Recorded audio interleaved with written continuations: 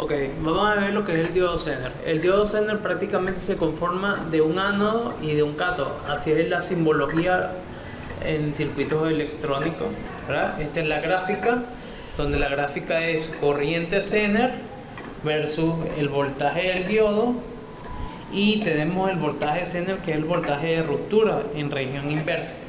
Básicamente tenemos dos condiciones. Si B sub I es menor que voltaje de Zener, entonces B sub 0 es igual a B sub I, ¿verdad? Por lo tanto, si B sub I es menor que el voltaje de Zener y está a la inversa, básicamente sería un abierto. Si es un abierto, entonces prácticamente el voltaje B sub I lo tendremos acá. Ahora bien, si yo digo que B sub I es mayor o igual que el voltaje Zener, prácticamente estaríamos aquí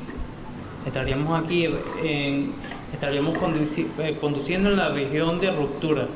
En la región de ruptura hay una corriente exponencial negativa. Por lo tanto, al polarizar el diodo se polarizaría menos más, pero estaríamos conduciendo en voltaje Zener. Por lo tanto, el voltaje B sub 0 sería menos el voltaje Zener. ¿Correcto? Entonces, vamos a ver un pequeño ejemplo. Por ejemplo, si yo tengo esta fuente más menos, tengo esta resistencia y tengo este diodo y tengo un diodo Zener aquí.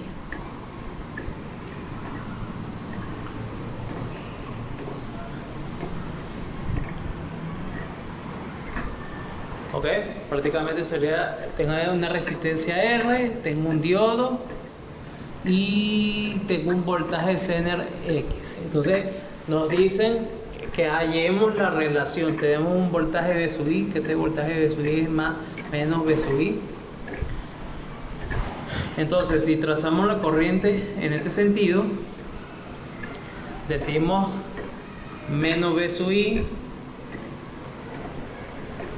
más voltaje en la resistencia más el voltaje en el diodo más el voltaje en el diodo Zener es igual a 0. Por lo tanto, el voltaje en el diodo Zener, o bueno, aquí faltaría, si nos piden hallar B sub 0, que sería B sub 0 aquí, básicamente tendremos que decir más B sub 0 es igual a 0. Por lo tanto, para hallar B sub 0, tendremos que decir B sub I menos el voltaje de la resistencia, menos el voltaje en el diodo, menos el voltaje en el diodo Zener. Y como sabemos, B sub 0 es igual a B sub I, B sub R, básicamente sería I por la resistencia, menos el voltaje de diodo. Como sabemos en el video anterior, el voltaje del diodo prácticamente está pasando una corriente del diodo por la resistencia del diodo, menos el voltaje del diodo Zener, menos el voltaje del diodo Zener. Entonces quedaría así la expresión para hallar la relación de B sub 0 y voltaje en el Zener. Ahora, ¿qué pasa? Todo esto es muy importante conocerlo para hallar futuros análisis, porque no basta resolverle el ejercicio número 52 para conocer todos los posibles casos. Nada, basta usar un poquito de lógica para hallar las relaciones respectivas, y no está dependiendo de estar resolviendo tantos ejercicios, sino más bien depender de la lógica. Entonces, este ejercicio básicamente hallamos el B sub 0. De esta expresión podemos tomar, por ejemplo, si nos dan B sub 0, podemos tomar B sub I y despejamos B sub I, quedaría B sub I es igual a B sub 0 menos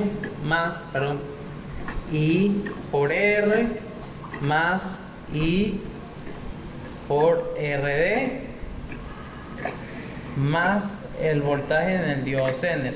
Y es lógico porque la ley de la conservación de la energía dice que la sumatoria de todos los voltajes debe ser igual a cero. Es lógico que la sumatoria de todos los voltajes dé igual que V sub I, porque V sub I es la fuente de energía principal del circuito.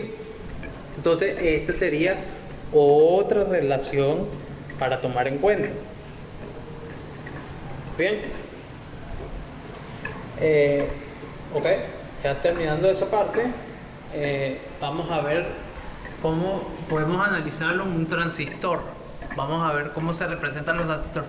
Tenemos los transistores NPN y PNP. NPN es básicamente una unión, como lo podemos ver de este modo. Tenemos el colector, tenemos la base y tenemos el emisor. Y el PNP básicamente se representa así. Tenemos el emisor, tenemos el colector y tenemos la base. Lo único que pueden ver es que cambia este simbolito. Este simbolito básicamente es un diodo en la simbología del transistor. De hecho, los transistores están conformados por diodos. Y se hizo el descubrimiento en 1956 del transistor, a partir del descubrimiento de los diodos en la década de los 20, en 1920. Entonces, esta es una fecha clave para que el premio Nobel que se ganó en esa época de los científicos más reconocidos se diera paso a una tecnología mayor, como la tecnología de los microprocesadores o procesadores que usamos en los teléfonos móviles de hoy en día. Entonces, básicamente un transistor tiene esta unión. La NPN tenemos la base, que es N, tenemos P y tenemos N también, ¿verdad? Esta es la región de vacío. Básicamente la región de vacío es por donde va a transitar los electrones, y básicamente si lo excitamos a una fuente, la corriente va a ir así, va a ir de menos a más, por lo tanto tenemos un V sub I, y los electrones van a ir de este modo, van a ir hacia acá, van a pasar por la zona de vacío o zona de agotamiento, y básicamente aquí va a generar un voltaje. Este voltaje va a ser 0.7 voltios hasta que pasa los electrones por acá y vuelven a retornar a la fuente. Esa es la unión NPN. En la unión PNP básicamente tenemos lo contrario, tenemos P, tenemos N y tenemos P. Tenemos la fuente, y esta fuente está polarizada más o menos, por lo tanto la región P quiere decir que la corriente va a ir en sentido contrario a la fuente, va a ir de negativo a positivo, y va a retornar del negativo al positivo los electrones. Por lo tanto, esta región de agotamiento va a tener un valor de 0.7 voltios. ¿Correcto? Entonces, básicamente es eso. En los semiconductores, básicamente esta clase se basa en eso. Y para el cierre, ¿verdad? Es muy importante. ¿Por qué son importantes los semiconductores? Bueno, hoy en día los semiconductores los encuentran en todos lados, de la fibra óptica, que los aparatos de fibra óptica, no la fibra óptica total, sino los aparatos, las OLT, los transmisores, los ODF, los receptores de potencia, los power meters, los analizadores de potencia, hasta los equipos de radiodifusión, ¿verdad? Lo podemos encontrar integrados como diodos, ¿verdad?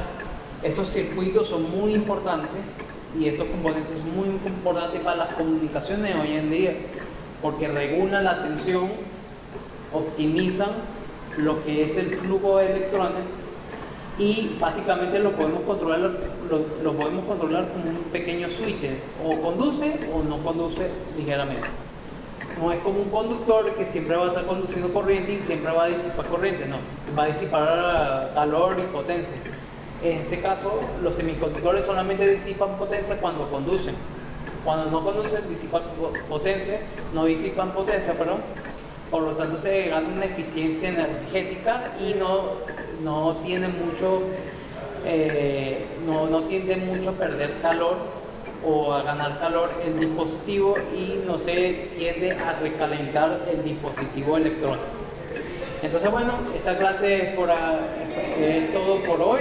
Espero que les haya gustado. Si es así, bueno, espero haber aprobado el módulo. Y quien se despide es su servidor Luis Arturo Haddad, ingeniero en telecomunicaciones, mención electrónica.